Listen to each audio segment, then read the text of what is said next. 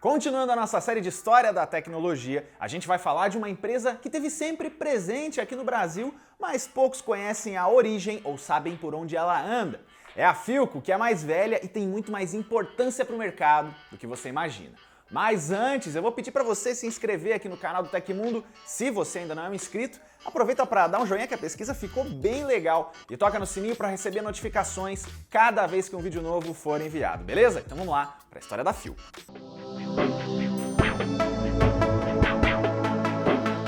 A Philco nasceu oficialmente nos Estados Unidos em 1892 com o nome de Spencer Company, tendo Thomas Spencer como um dos seus fundadores. Já no mesmo ano, ela muda de nome pela primeira vez, se tornando a Helios Electric Company. A marca começa fabricando lâmpadas de arco de carbono e quase faliu já no começo da vida, porque esse produto virou obsoleto. Pois é, quase que a história da Philco acaba aqui. Chegou a ponto de 1893 a fábrica parar por 2 semanas e ver parte das ações vendidas. Depois de 5 anos, outro sócio, fundador e presidente, o Frank Marr, consegue liquidar as dívidas e recomeçar. A Helios entrou em 1906 no setor de baterias para carros, caminhões e outros veículos e troca de nome de novo em 25 de julho, agora para Philadelphia Storage Battery Company ou Philco. Essa é como se fosse a segunda data de fundação, porque é aqui que o sucesso começa de verdade.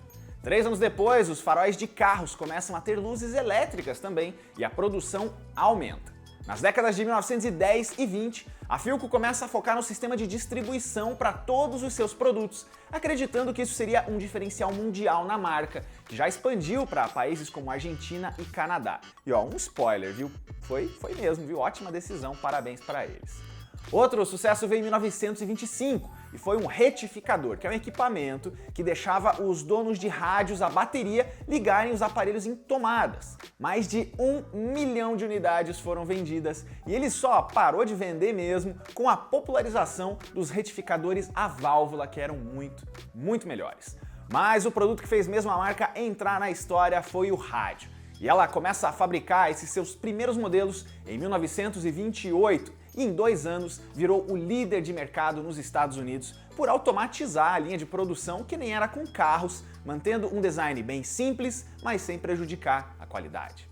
Em 1931 sai o modelo Philco 90 Cathedral, sendo que no Brasil ele ganhou outro nome, ficou conhecido por outro modelo, a gente já vai falar dele por aqui. No fim da década, ela começa a lançar alguns modelos de ar-condicionado e também de geladeiras, além de um modelo de rádio que é operado por um controle sem fio de disco, o Mystery Control. É bizarro, olha só como ele era. E as invenções mais mirabolantes incluem ainda a tecnologia de leitura de vinil Beam of Light, que vinha nos fonógrafos da marca. Ele troca a agulha tradicional por células fotoelétricas e faz o disco durar mais. Durante a Segunda Guerra Mundial, assim como várias outras marcas de todo o mundo, de todos os países envolvidos no conflito, a Philco acaba reduzindo seus esforços em tecnologia para o consumidor e passa a ajudar o meio militar com rádios, radares e outros equipamentos. Mas a guerra acaba e tudo volta ao normal. Em 1948, ela entra em um mercado que também viraria um clássico da marca, o de televisores. Ela começa com o Model 48000 com 10 polegadas e anos antes até foi uma das pioneiras nos Estados Unidos com transmissão de sinal via uma estação própria. Em 55 vem um avanço bem técnico que revolucionou a fabricação dos seus eletrônicos, o transistor de barreira superficial, que eram mais rápidos e mais poderosos que os modelos anteriores. Eles eram usados nos circuitos de frequência mais elevada, e é uma coisa bem técnica, mas é muito importante. Os resultados vieram logo depois, olha só. Para começar, sai o primeiro rádio automotivo de transistores, produzido comercialmente em parceria com a montadora Chrysler. Em 57, ele ainda faz computadores transistorizados para uso em aeronaves e teve contratos com a Marinha dos Estados Unidos. Ela ainda entra nesse período no mercado de lavadoras e secadoras. E a Philco ainda lançava aqueles aparelhos mais mirabolantes também, viu? Em 57 veio a linha Predicta de televisores, com uma base e uma tela de visual super futurista que ficava conectada com o dock ali com a base apenas por um cabo. Ela ficou bem famosa em bares e hotéis, mas era a cara de fazer e cara de consertar. Ela virou um daqueles produtos que não foram bem comercialmente, mas viraram cult e hoje são objetos raríssimos de colecionador. Outro item raro é a TV Safari de 59, a primeira transistorizada portátil funcionando a partir de uma bateria. No fim dos anos 50, a Philco chegou a lançar dois computadores chamados Transac S1000 e S2000 para uso em empresas e servidores da época. Eles até tinham uma qualidade muito boa, porém não conseguiram desbancar a gigante IBM nesse mercado e aí não investiu tanto depois disso. No começo da década de 60, a Philco fecha um contrato com a NASA para ser a responsável pela rede do programa Mercury, o primeiro de exploração espacial tripulada do país. Ela ainda cuidou do design e da instalação da central controladora de missões em um dos prédios do Johnson Space Center no Texas, tendo a estrutura aproveitada até 1998 em missões como a Gemini, a Apollo e a do Space Shuttle, ou ônibus espacial. Apesar disso, a empresa passava por uma pequena crise econômica e parecia meio acomodada em muitos dos seus setores, precisando daquela injeção de ânimo e também injeção de dinheiro. Quem fez isso foi a Ford, a gigante automobilística que adquire a Philco e adota ela como subsidiária em 1961. Ela continua investindo em equipamentos de áudio e chega até a passar a fabricação para a filial de Taiwan, barateando os custos de produção muito antes disso virar moda na indústria de tecnologia como um todo. Na década de 1970, mais precisamente em 73, o destaque dela é o refrigerador Cold Guard, feito de um só pedaço de plástico. A Philco muda de dono mais uma vez em 77, ao ser comprada pela White Consolidated Industries, ou WCI, que por sua vez foi comprada nos anos 80 pela Electrolux. Já nos Estados Unidos ela chegou a ser incorporada pela Philips para resolver um caso bizarro. A Philco conseguiu na justiça que a Philips fosse proibida de usar esse nome no país, porque os dois Philco e Philips eram muito parecidos. Por isso ela chegou por lá com o nome de Norelco, que depois virou a linha de barbeadores elétricos. Hoje a Philco pertence ao grupo Electrolux em quase todos os países. E além do Brasil, que a gente já vai falar, calma aí, a Philco hoje é muito forte na Argentina, onde pertence também a um conglomerado, a um grupo de investidores chamado Nilsan, e também na Itália. Mas vamos falar aqui da nossa terra, que eu sei que você está mais curioso. No Brasil, a Philco chega oficialmente em 1934 e o rádio Philco 89 Capelinha é um sucesso imediato.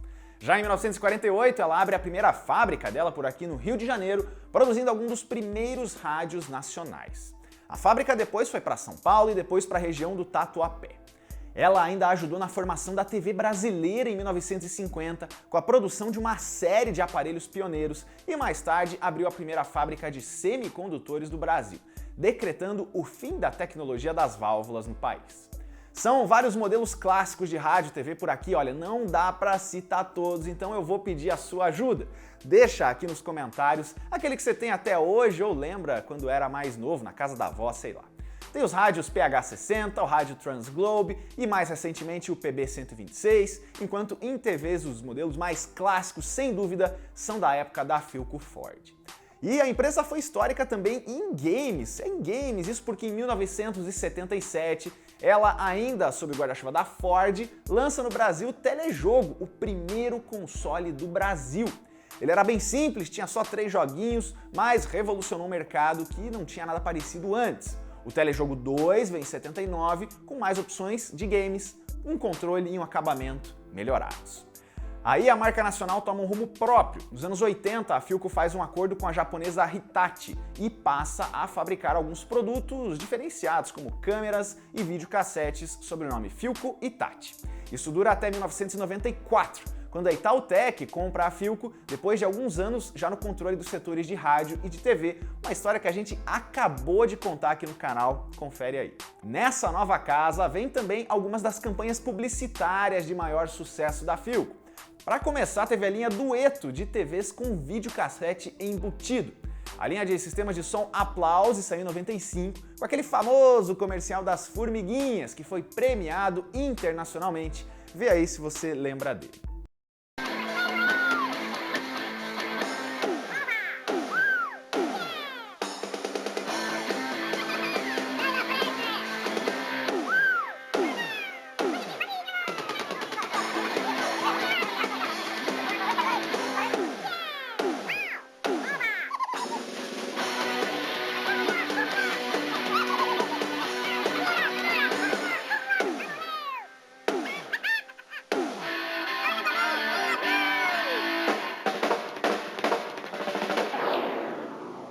Nova linha Aplause Filco.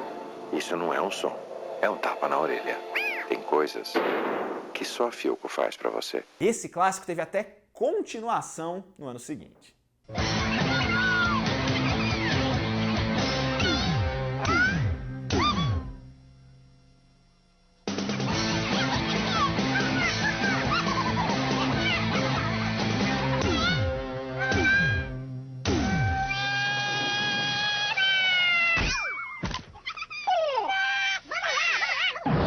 Novos minis Aplause Filco. Agora, ainda mais potentes. Tem coisas que só a Filco faz pra você. Em 2005, a Itautec começa a se desfazer do setor de rádio, TVs e eletro e coloca a Filco no mercado.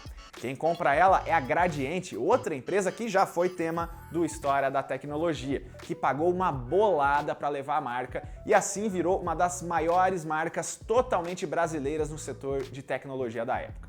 Só que as finanças da Gradiente já não eram boas naquele período e ficam ainda piores com outra marca grande, outro pepino para administrar. A Gradiente até que tentou reposicionar a marca no mercado com uma nova logo, com o slogan Pensando Bem, Filco. Foram lançados cerca de 30 novos produtos, incluindo DVDs compactos, TVs de plasma, rádio com CD player, microsystem e home theaters. Mas não teve jeito. Em 2007, e quebrada, a Gradiente vende a Filco por 22 milhões de reais para um grupo de investidores, cerca de metade do valor pelo qual ela comprou. O grupo então licencia o uso da marca para a empresa Britânia, e é ela quem aproveita as décadas de experiência e de mercado da Filco em som e imagem, além também de colocar o nome dela em eletrodomésticos.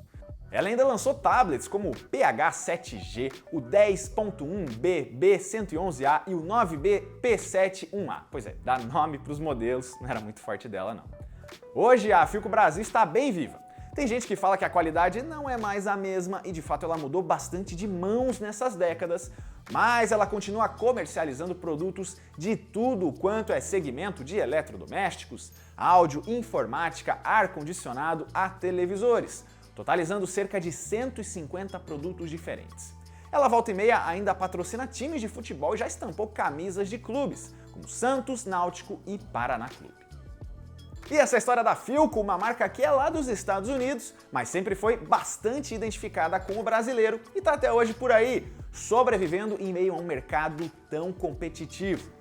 Se você tiver uma sugestão de uma empresa, de um produto ou de serviço para aparecer aqui no canal, é só deixar o seu comentário que você sabe que a gente lê. Eu vou pedir de novo para você se inscrever no canal do Tecmundo se você não é um inscrito. Dá um joinha, toca no sininho e confere a playlist do História da Tecnologia, porque aquela história que você tanto quer a gente já pode ter contado por aqui.